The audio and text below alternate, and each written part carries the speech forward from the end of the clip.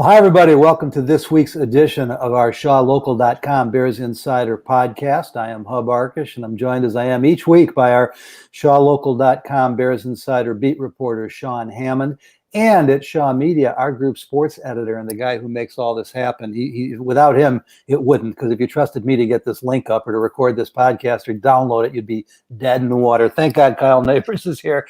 And guys, it has been obviously an event-filled week since we last visited with our audience. We thank all of you so much for being with us again this week. We also want to thank our great sponsor, Heinz Lumber Company. Remember, 11 locations around the Chicagoland area for all of your construction, rehab, addition type needs. If you're building something, you want to get to one of Heinz 11 locations. And guys, building, I guess, was the catchphrase, the word of the day, the word of the week.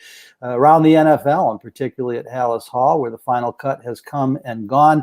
Bears cut down to 53. In essence, really ended up cutting down to 50 with Tevin Jenkins and of course, now Danny Trevathan going to injured reserve and Rodney Adams after making the ball club, then losing his roster spot. And I got to check as we record. I'm not sure there was even a roster spot created for Rashad Perryman yet. So there is at least one more change and probably a couple more changes coming. But guys, I know we have a ton of thoughts, but one of the fun things about doing this via StreamYard Live is that you can join us during the podcast if you'd like. Keep an eye on our various Twitter accounts, and we will let you know well in advance when they're coming. And if you're with us, you can ask questions. And Kyle, I understand that we've already got a few people with some things on their minds. So let's see if we can take care of our audience first, and then we can get back to some of our own thoughts. Yeah, absolutely. I'm going to throw a question from Rick Gonzalez up here. All right. And Rick says he wants to know if I can explain why Ryan Pace is so bad at drafting wide receiver, but yet he is great at drafting defensive linemen. I thought Pace was supposed to be good at drafting offensive players. Well, I mean, first of all, I guess if you look at Darnell Mooney, you might have to argue maybe he's not so bad at drafting wide receivers. I know people always want to focus on the Kevin White pick, shortly after they're done crucifying him for Ryan Pace. And honestly, I didn't love the Kevin White pick when they made it, only because he came out of a gimmick offense at West Virginia. But at the end of the day, kid had 3 season-ending injuries his first 3 years in the league, got on the field for 6 games in 3 years. That's not a draft mistake. That's an injury failure. So now, what are we really talking about? Obviously, we're talking about Anthony Miller, who they traded up to get. Beyond that, I'm sure we can find a few other names, but they weren't high picks. So, Rick, I think it probably is just something that feels worse than it really is. Ryan Pace, at the end of the day, guys, I think like most GMs, tries to bat 450, 500. You're one of the best if you can do that. Whether you or any of our listeners would agree that that's where Ryan's average is, I don't know. I don't know if that's where it is. I'd have to go back and evaluate it again. But I don't know that I see a systemic problem at wide receiver, Sean. Yeah, I think wide receiver too is one of those positions where in the draft it's a little bit of a crapshoot. I mean, we think we know, what these guys are going to be able to do, but at the end of the day, you really don't know who's going to work out and who's not. You look at that 2015 draft. I mean, Amari Cooper went 4th overall, and then after that, there's a handful of wide receivers who didn't really.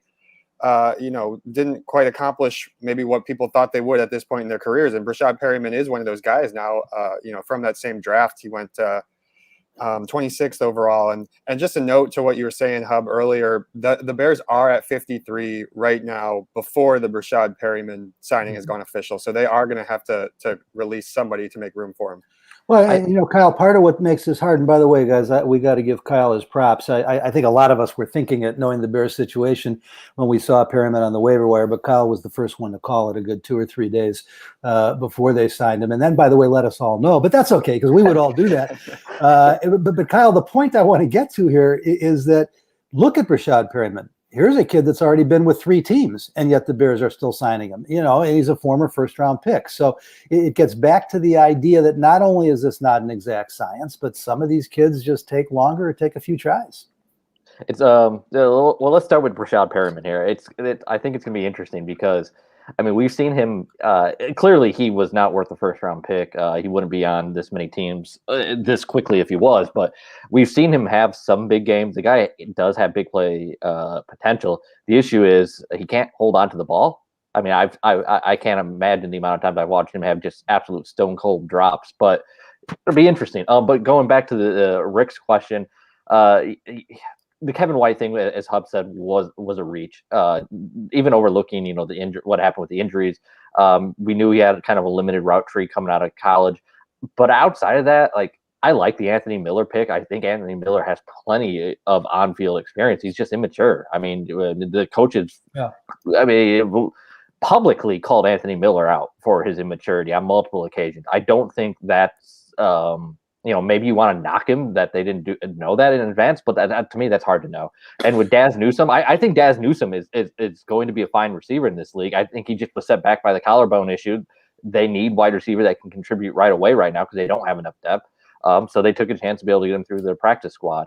I don't think he's been great at drafting wide receivers, but I don't think it's been a complete, a complete train wreck like maybe some people think. Yeah, Kyle, I think it's a great point on Anthony Miller, who, by the way, even injured in camp, made the Texans at the expense of a couple other veteran receivers.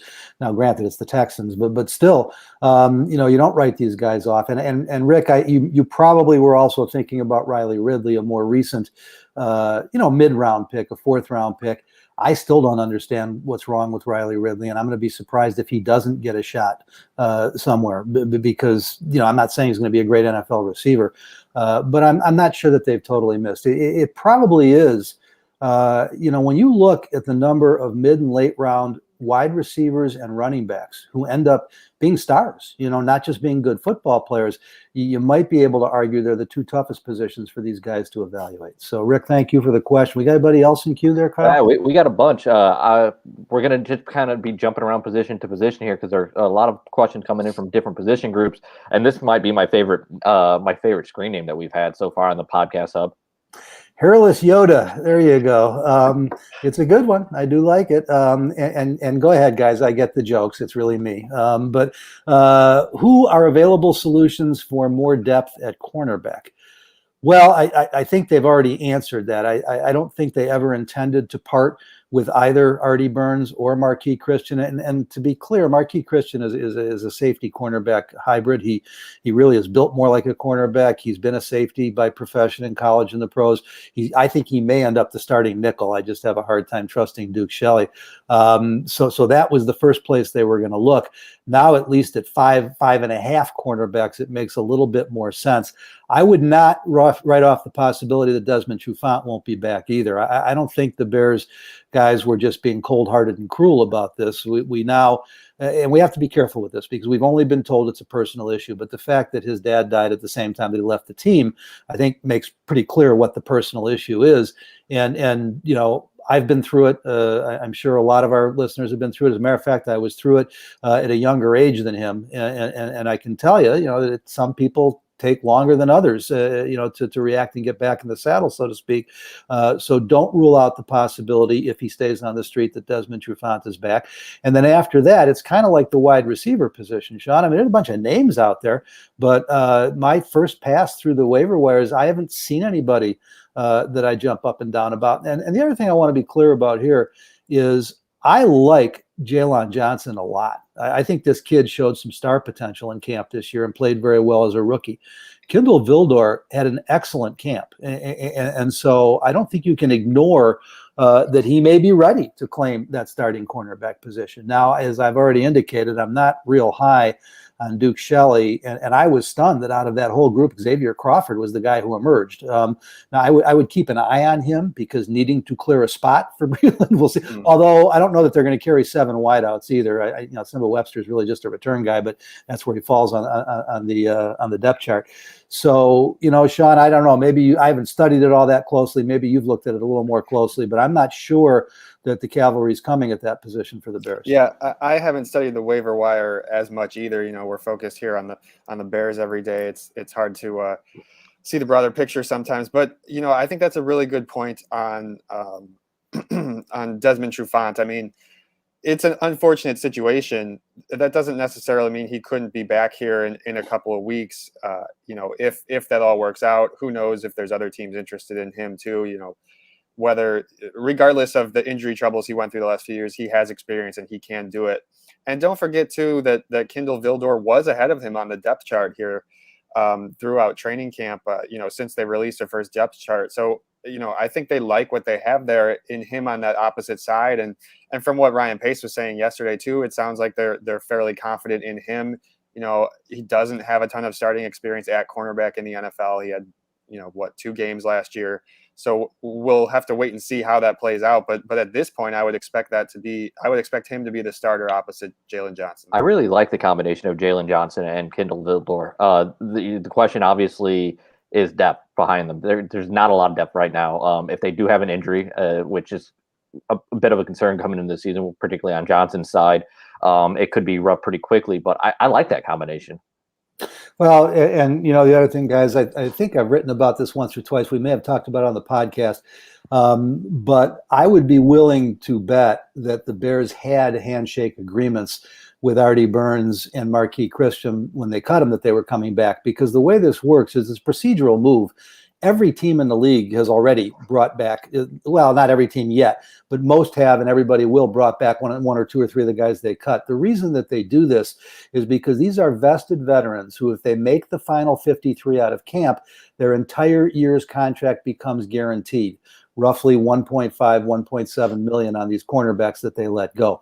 By releasing them, setting their roster, and then bringing them back the next day, they are deemed to have not made the opening day roster, and now their contracts run week to week until mid-season, when if they've stayed on the roster throughout the first half of the season, the second half becomes guaranteed. It's really important flexibility, salary cap-wise, for these teams, particularly in the Bears situation. So it seems likely that they never intended to let Marquis Christian get away, or I'm drawing a blank already. Artie Burns, of course, and they may have the same arrangement right now with Desmond Trufant. They're not going to tell us if they do. All we can do is watch the wires, see if he signs elsewhere, or see what happens now with the Bears as they continue to develop this roster. So let's get back to it. Who's next in line? Yeah, I got quite a few questions coming in here, which is great to see, guys. Keep them coming. We're going to go over to Rob Elder here, who asked, go ahead, Hub. Well, what happened to Trevathan? How long will he be out? Could he be done as a starter now if Ogletree plays well? Danny, had a devastating elbow injury halfway through the 2019 season. He was slow to recuperate. He has had some knee issues before. And if you go back to last year, while the second half of the season, he was one of the most productive players on that defense, he started really, really slow. He's 31 years old. Obviously, he had a knee problem. That's why he sat out 2 weeks in training camp. They have not done any surgery on it, so it could be that they're hoping that it's more of the strain variety. I didn't see it on the tape Saturday night. I went back and watched it a few times, and he looked awfully good. So I don't think it can be all that serious, Rob, but it's also not a great mystery. Could he be done as a starter if Ogletree played well? I doubt it, because Alec Ogletree, you have to remember, was on the street. Alec Ogletree had been through a couple teams, and while he has looked great in camp here, he is the same age as Danny. He had struggled to make lesser teams with lesser defenses. So I love the way he's looked so far in a Bears uniform. I think he provides great depth, Sean, but I don't think we've seen anything to suggest that he's going to claim. I don't think that Danny Trevathan is getting Wally pipped here, I guess is what I would say.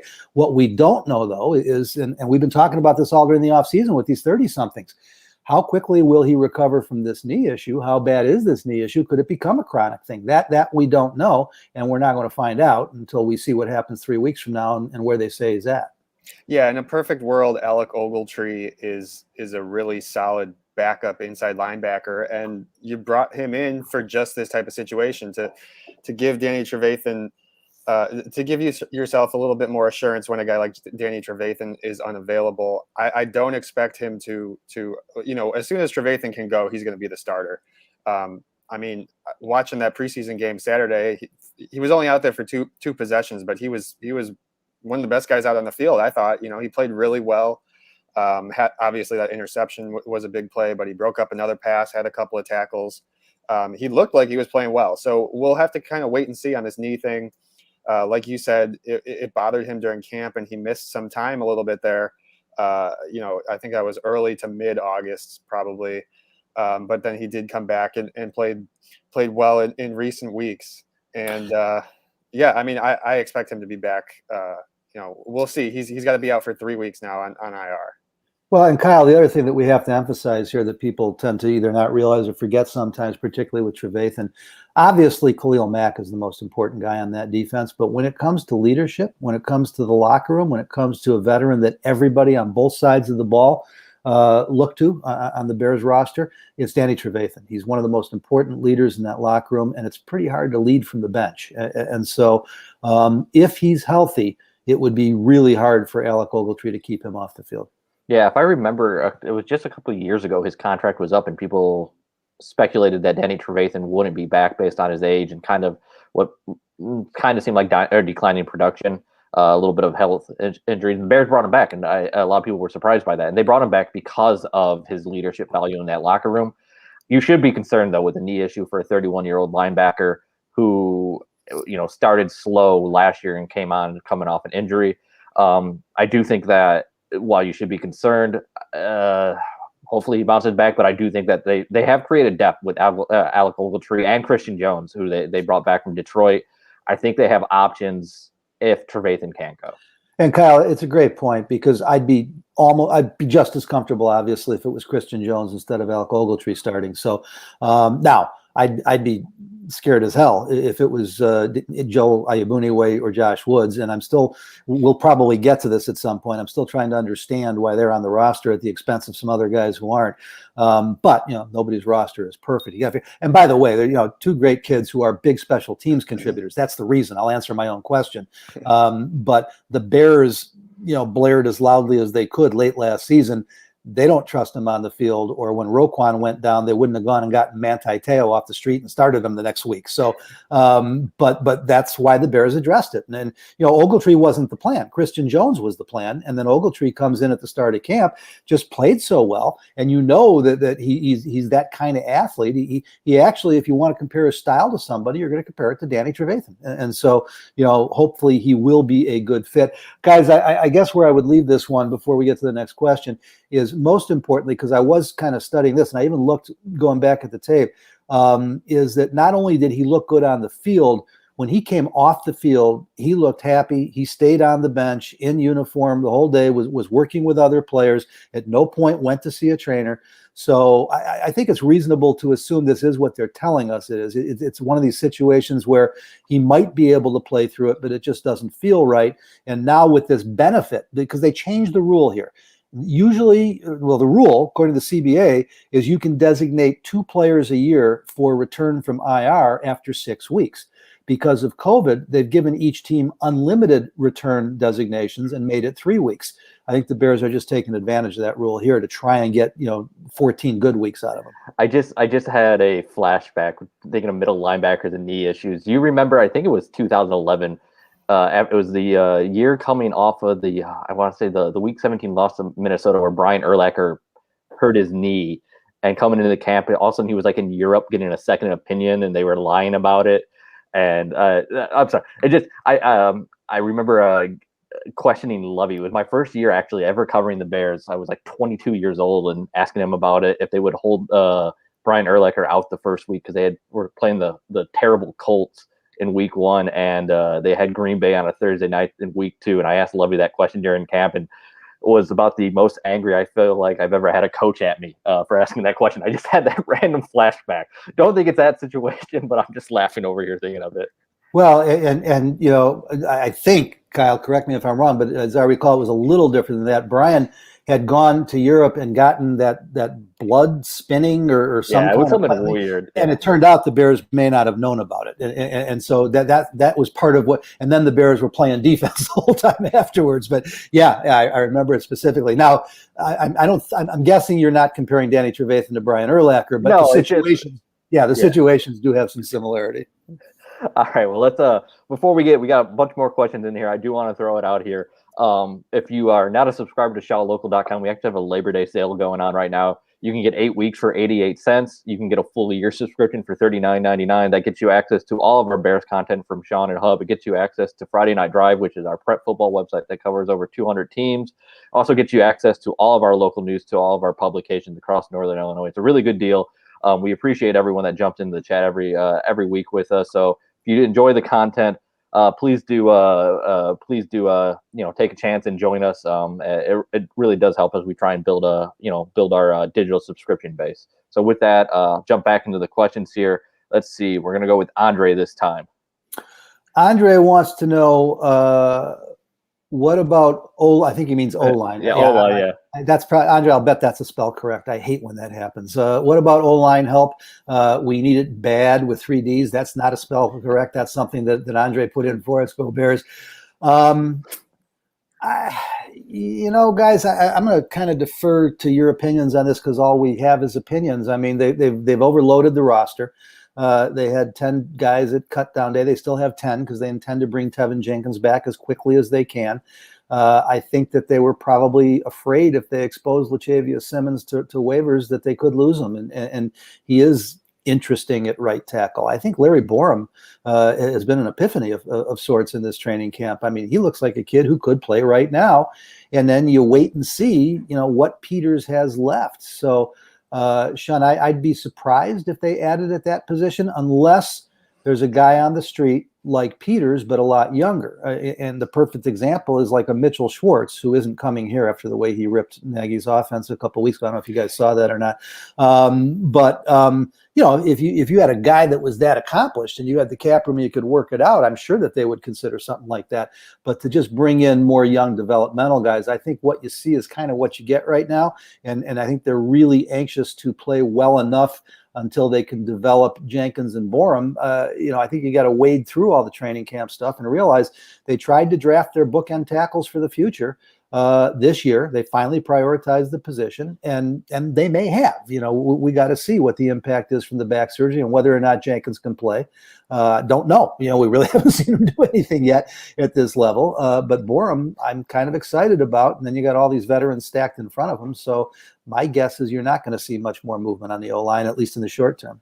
I don't think you're going to see much movement as far as looking for guys on the street at this point. Like you said, Hub, Borum had a really good training camp, and I think the Bears feel good about him as a backup for those tackle positions if they should need somebody due to injury or something like that.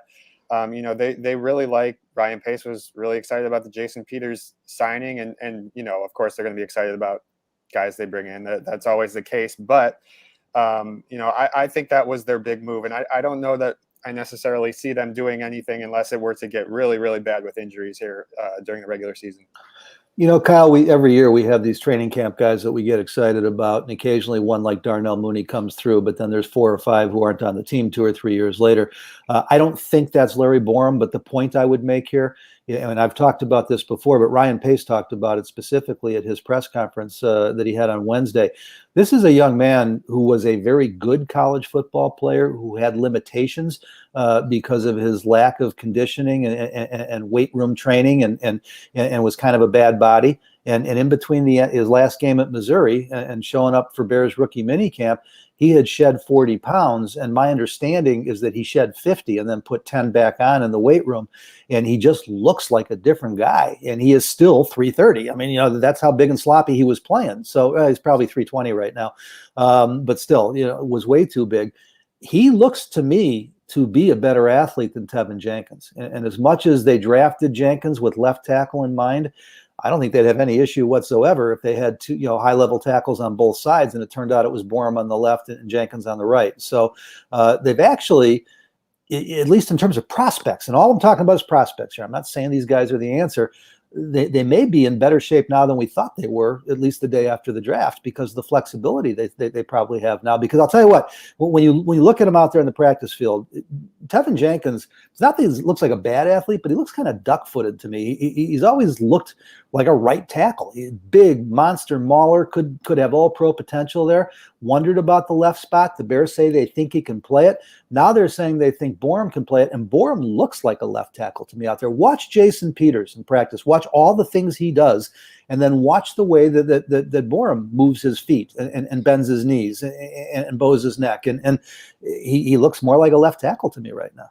Yeah, I'm going to throw this up here because, Marty Deck was asking, could Borom start at right tackle sooner than later?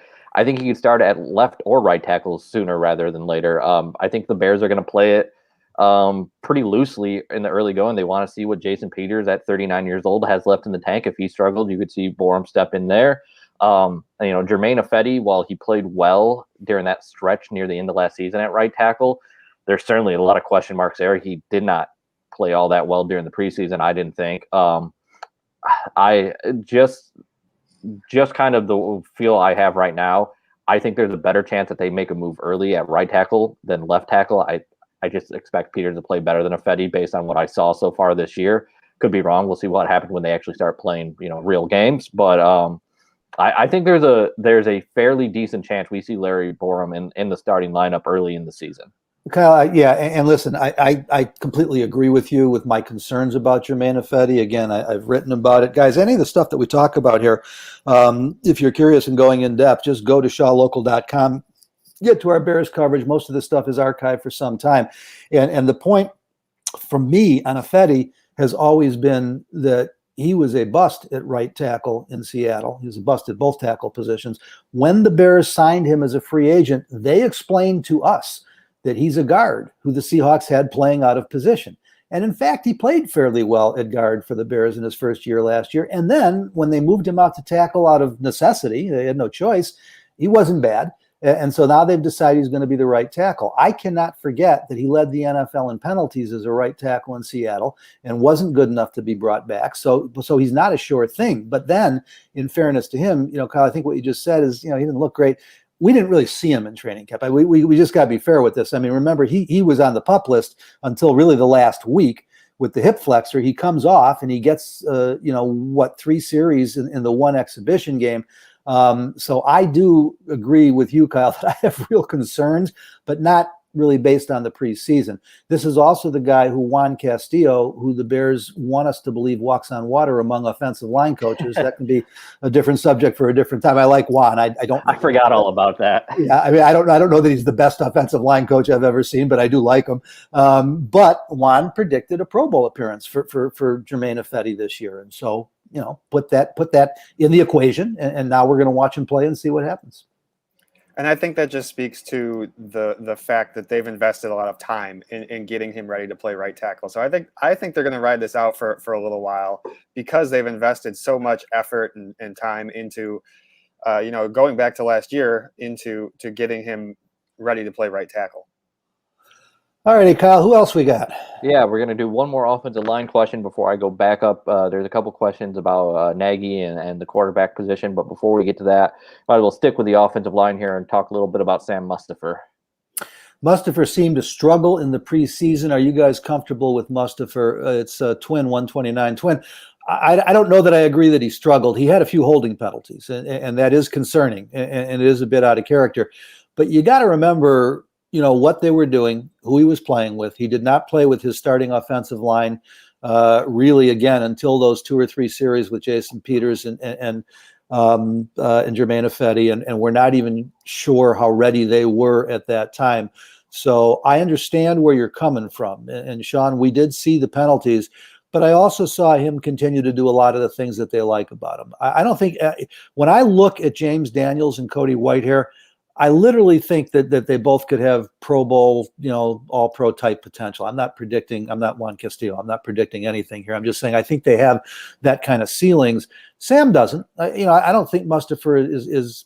I mean, I'm not going to say he never will. A dear friend, Jay Hilgenberg, who to me is probably the most deserving NFL player in history, not yet in the Hall of Fame, is another undrafted rookie free agent who went to, I want to say, 8 or 9 Pro Bowls. Sam doesn't look like that kind of player to me, but I'm really comfortable with him, Sean. I do think that he's an NFL starting center, and I think he plays a role that he's not going to get noticed for all that much, but he makes sure everybody else is in the right place at the right time. And that was not always the case, over the last couple of years with both. Cody did a nice job, but not as good a job as Mustafer's done. I'm talking about just with the line calls and with the organization. And James Daniels struggled with it. And so that's how Sam ended up with the position in the first place. And every single person that we talk to in Hallis Hall talks about how much of a leader Sam Mustafer is, which is a quality that you want in your center. And he doesn't sound like he's a 25-year-old guy just out of college a couple of years ago, the way that these guys talk about him. And so I wouldn't underestimate that. And you're right, Hub, you're going to notice when he makes a mistake a lot more than when he's playing well. Ideally you don't want to notice the center. So I wouldn't be too worried. And the other thing too is just the consistency. I mean, I don't know if he missed a day of practice during training camp. I can't remember him missing anything. Same with Cody Whitehair. Those two guys have been rock solid in there, and I would expect them to, barring injury, to have their positions locked down. You should feel comfortable with Sam Mustafer, and for some reason, if you don't, I think the Bears have enough flexibility with Alex Bars also inside, where if they need to move pieces around, if Mustafer did struggle, I don't expect them to. That I think they'll be just fine. Well, and Kyle, it's ironic because the highest ceiling at the position on the roster is still James Daniels. And Cody Whitehair is a guy who went to a Pro Bowl playing the position. So of all the positions, I wouldn't worry about. The Bears will be okay at center. Now, it could weaken them at guard if something happens to Mustafer. But yeah, they're about as set at center as they could possibly be. Guys, I think Alex Bars is one of the most valuable players in the NFL right now, only because, we keep talking about the swing tackle and these positions. My guess is that he's probably going to be the first guy off the bench at any of the 5 positions on that offensive line. And I'm disappointed for him that he hasn't gotten a chance to compete at one of the tackle positions. But when you have the kind of value that he brings, I think that is kind of self-explanatory. Yeah, he's a super valuable guy, and I'm with you, Hub. He's gonna be in there at some point, and will likely be the first guy off the bench. Kyle, we got more questions? Yeah, sorry, I don't know if it showed on my or on your guys', and I dropped out for a second, but just a little blip, I guess. We're all good. Okay, let's see where we got. I gotta get back where I was. Here we go. We got a question from GB3D. Do you think Nagy just wants Fields to see non-vanilla defenses in real time before they put him in? No. Guys, the plan for their quarterbacks couldn't be any more clear. I'd love to have the debate with you, and I don't think we want to waste any more time on it right now. You may agree or not agree, but this has been the Bears' plan from the second they drafted Justin Fields. And I was actually thinking about this morning, guys. I don't even have a strong position at this point on the debate. I'm really high on Justin Fields. I do completely agree that it's a bad idea to start him opening day if you don't have to and you think you can win games without him. But I think what people are missing here, the Bears may have the most comfortable quarterback room in the NFL right now. Because, listen, I'm not an Andy Dalton guy. I can't take back. Again, go to shawlocal.com. I've written it 10 times, going all the way back to January and February before they did it. He was not the guy I wanted. But once he's here, this is a guy who has 142 NFL starts with a winning record, who has taken 5 different, quite frankly, average offenses to the playoffs because the Bengals won with a couple skill guys and great defenses. Now, he didn't do well, in the playoffs. We know that. He has gone downhill a bit. I don't think he's ever going to be a great quarterback, but I'll tell you what, he's every bit as accomplished, if not more, as a Trent Dilfer or Brad Johnson, guys who won Super Bowls. And so the idea was always they hoped to get a young quarterback. I don't think they expected to get Justin Fields, but they brought in a guy who they thought could man the position until they developed a young quarterback. Then they made the most talked about move in the NFL by getting Justin Fields, who I think 90% of the experts are sky high on. And then your number 3 guy is a Super Bowl MVP who's also been a Pro Bowl quarterback. So this impatience with them over Justin Fields, I just don't think it's reasonable. I'm tired of it. Give it a few weeks, because I promise you, if they are, bad, if they're 1-3, 2-4, you're going to see Justin Fields permanently until he proves he's the guy or he's not. And so, no, I don't think there's any hidden reason that he's not playing. It's because the time-tested history proof is that these kids do better when you let them sit and watch a little bit first. Yeah, oh, sorry, Kyle, but No. I was just going to say it's going to play itself out, and Nagy has said that not about the quarterback position specifically, but he said that about other things, and I forget. He goes back to his Eagles days. I can't remember which coach he was saying would always tell him, these things play themselves out. It'll become obvious when they do, and at a certain point, this quarterback thing is going to play itself out, and either Andy Dalton's going to play well or he's not, and they're going to move to Fields at some point during the season. We talked about it a little bit on the live stream podcast last week that Matt Nagy did mention that Justin Fields has progressed to the point that his pre-snap reads are down. He knows the calls in the huddle, and the next step for him is to understand post-snap defenses, which you're not going to see during the preseason. So when GB asked that question, I do think there's a little bit of a point. These first couple weeks, they want him to be on the bench looking at those tablets, seeing how defenses are disguising their coverages post-snap or pre-snap and then how it's reacting. That doesn't mean just because he does it for 2 weeks and they're going to be like, okay, go in. But they want that experience before they make that determination with Andy. If Andy does struggle, they still need to have that with Justin Fields before they feel comfortable putting him in a game. Kyle, let me make a quick point here, and I don't know if anybody cares or not, but because I know that the debate and the conversation isn't going away. But what I'm trying to say here about the quarterback spot, I've been doing this a long time. Doesn't really matter. I'm not looking for credit or credentials or whatever. And most of the time as an executive editor, and have hired and managed hundreds of the best sports writers in the country. And our job, and before I was a columnist, I was a reporter and executive editor, is just to report the facts, to give you the news as best we can and to give them unfiltered and unbiased. Now we move to social media and to these podcasts and other things, and we're entitled to have, and I enjoy the outcome. I'm just saying that there's no question that they set out to improve the quarterback room, and nobody, I haven't heard anybody say it. I may be saying it for the first time. They did a really nice job in terms of improving their options, in terms of raising the ceiling, in terms of possibly having found answers. And now they're just trying to work through the process, Sean, to figure out, when they get Fields. It's not if, it's when they get Fields on the field. And they know that the worst thing you can do with these kids is put them out there too soon. Yeah, we're going to see him at some point. I think Bears fans just are going to have to be a little bit patient and they probably don't want to hear that, but that's just kind of the way it is. And that seems to be the way it is, having talked to Matt Nagy every day over the last month and having talked to Ryan Pace the other day too. It's going to happen, but just have a little patience here. Kyle, one other quick thing before we get back to the questions. You're going to see Justin Fields in Los Angeles. Matt Nagy's not going to say it because it'd be silly to say it. You don't want to prepare the other team. And I think he likes the idea that the other team has to even think about it more since he hasn't said it.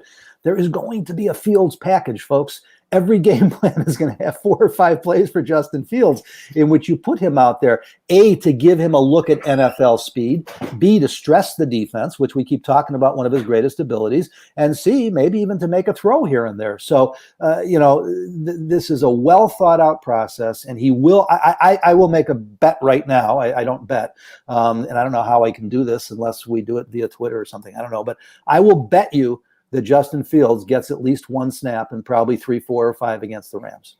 I love Matt Nagy's reaction when somebody asked him about was me. Yeah, that was you. And I asked him actually to get that reaction. Go ahead.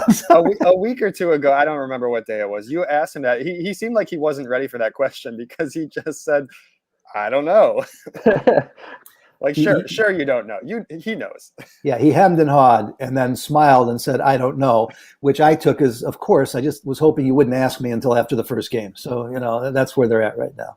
All right. Well, we got some questions in here. We do need to wrap this up soon, guys. So these two can get over to Hallis Hall for Matt Nagy speaking before practice this afternoon. But I'm going to go a couple questions here. I'm going to just answer this one quickly. I can do this one myself here from Dennis.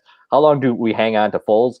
Well, you hang on to him as long as you need to because he's under contract and it costs the Bears money to actually get rid of him. So unless someone comes to call in for a trade, which is always possible when a quarterback goes down, he's going to be on the Bears, right? you hang on to Nick Foles until you get an offer you can't refuse, and that offer has to include salary cap relief. His contract is structured in such a way that if they just release him or send him to a team that won't take on some of his base salary, they lose space against the cap, and they're still tight against the cap.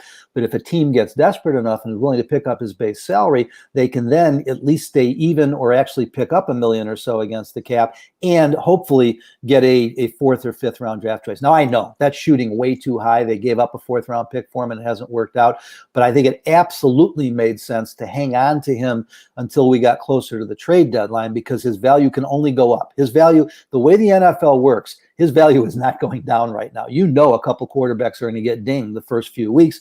Other teams are going to become concerned about who they've got playing. And so whatever somebody was willing to give them prior to the final cut down, got to go up by at least a round, I would think. And so at this point, do I think he'll be a Bear by the end of the season? I suspect not, because I do think that they may be okay with Dalton for the starter and they may contend. If they're not, I expect Fields, once he gets the position, to keep it. So it wouldn't make sense to hang on to Nick all that time, unless, God forbid, they both get hurt, in the first few weeks. But it absolutely made great sense, Sean, to hang on to him until you got closer to the trade deadline. Yeah, I'm with you in that I think they're going to get something for him here in these early part of this season. Keep an eye on some of these other teams across the league. Guys are going to get hurt. They do every year. We saw it, with Dak Prescott last year and other guys.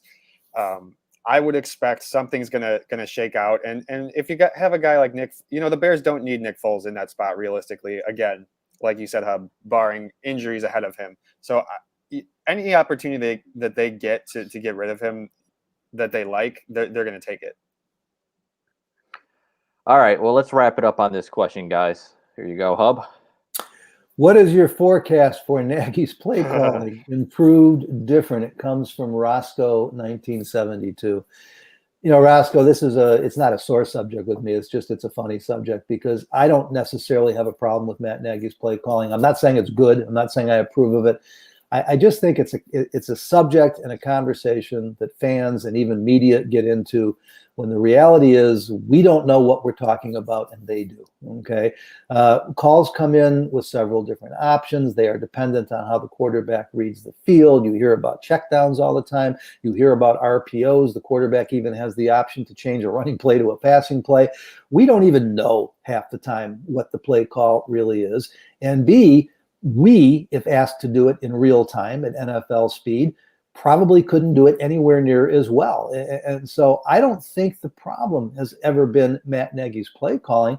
I think it's the level that it distracts him from being a head coach, and that's why, no, I don't think he should be calling plays. I don't like head coaches, whether they're calling defenses or offense. Vic Fangio is calling the defense in Denver, even though Donatel is the coordinator and getting the credit for it. I'm not saying Vic's calling every play. And this is a pivotal year for Vic in year 3. So, Roscoe, I don't know that Nagy is a bad play caller. I think he's a distracted head coach, and I think that kind of is making him his own worst enemy right now, Sean. That's a really good point, Hub. And I think sometimes Nagy is a little bit afraid to give up the power in some of these things, not just play calling, but other things too. And because it always reflects on him what the team does, whether that's good or bad. I do think that's brings up an interesting point in terms of Dalton. I think Andy Dalton has the experience they're going to give him some leeway to make some decisions out there that maybe Mitch Trubisky wouldn't have been able to do. And that only muddles it more. We don't know what the original play call is versus what the quarterback changes to, and et cetera. Well, and Kyle, there's another point that Sean just made, which I think is an excellent point. As I said, almost every play comes in with 2 or 3 options. Andy Dalton is going to understand those options and choose the correct option a lot more often than Justin Fields is early in Fields' career. And that's not a knock on Fields. You can't come to the NFL prepared to do something that you've never experienced, let alone try and do before. And so that's one of the reasons that they're so married to Dalton. And Matt's talked about this. He expects Dalton to make him look better as a play caller, or make Bill Lazor look better as a play caller, whoever it may be. So, guys, Kyle, I think there's going to be plenty of time to evaluate and, if necessary, criticize Matt Nagy, depending on how the offense works. But I am not worried about him calling the wrong plays going into the season. I'm worried about how distracted well, not distracted, how focused he is. You see him every time the camera goes to him, his head's buried in the play sheet. And from the press box, I'm watching him even when the camera's not on him. And to me, he just spends more time on his play sheet than he does watching the game. God, you guys made a ton of good points there. First off, Hub, I agree with you. I think you saw his game management improve when he did give up play calling last year to Bill Lazor. But when I say give up play calling, it's not like Bill Lazor was just going off his own play sheet. These guys had game plan. They knew what they were going to run. They worked together throughout the week. Bill was just the guy calling the play. He was the one putting it in the huddle. So if there's going to be any change to the Bears play calling this year, I think you're going to see a little more run heavy offense, because I think they feel more confident in David Montgomery and Damian Williams this year. I expect to see more of a balanced offense, but I don't think that's really because Matt Nagy's changed much. I think that's because the personnel has gotten better at running back. And one other really important point, Kyle, before we do wrap it up, that you just made, which is maybe the best point of all, is that according to my sources, let's not forget that Matt never gave up his headset. He just told us that Bill Lazor was calling the plays, and Bill Lazor was calling some of the plays. Matt was on the headset the whole time, every time. And my sources are telling me that while Bill Lazor was calling plays, 50% of them may have come from Matt anyway, which I'm only speaking to. It's possible that he helped improve the play calling once it wasn't his sole focus. So, we'll see how that comes down. I guess the good news, guys, is that now that he's done it once, and we've seen Andy Reid do it repeatedly throughout his career, give it up and then take it back. At least we know if it does appear to be a problem early, hopefully Matt will pull the trigger on himself earlier this year and make a change. But I don't know that it's going to be a problem. It's something that we'll keep an eye on. Guys, we are out of time. And this is about, normally the length we should go anyway, but Sean and I do have to get out to Hallis Hall for practice. We're recording on Thursday morning today. We want to thank our great sponsor, Heinz Lumber Company. Remember, 11 great locations around the Chicagoland area. Get there for all your construction and building needs. Guys, our audience seems to be getting more engaged and growing, and we can't say thank you enough. There's actually a number of points I thought we might get to that it was more important to take your questions, and we'll continue to do it that way as long as you join us, because that gives Sean and I some more stuff to write about and better reasons for you guys to get to shawlocal.com. And real quickly, guys, I was doing the math in my head. I used to win the flashcard games in grade school. That special, 88 cents for the first 8 weeks, that's a penny and a half a day. We wish we didn't have to charge you, but then we wouldn't get paid. So, that's just the new world. But for a penny and a half a day, get out there, take advantage of the special offer, because I think you're going to find we're covering this better than anybody else in town. And we really look forward to getting to continue to visit with you through all of our vehicles, through shawlocal.com, through all of our newspapers around the northern half of the state, including the Daily Herald newspaper group, not just the Shaw newspaper group, and of course here on the podcast. For a subscription, make sure you go to your app store, go to iTunes, or just go to shawlocal.com so it's automatically downloaded for you each week. Thank you so much for being with us. And I'll tell you what we're going to talk about next week. There's going to be a real game against the Los Angeles Rams, and we're going to have a better feel for how ready this team is. So now it gets real, guys. We're looking forward to it. We hope you are too. We'll talk to you again next week.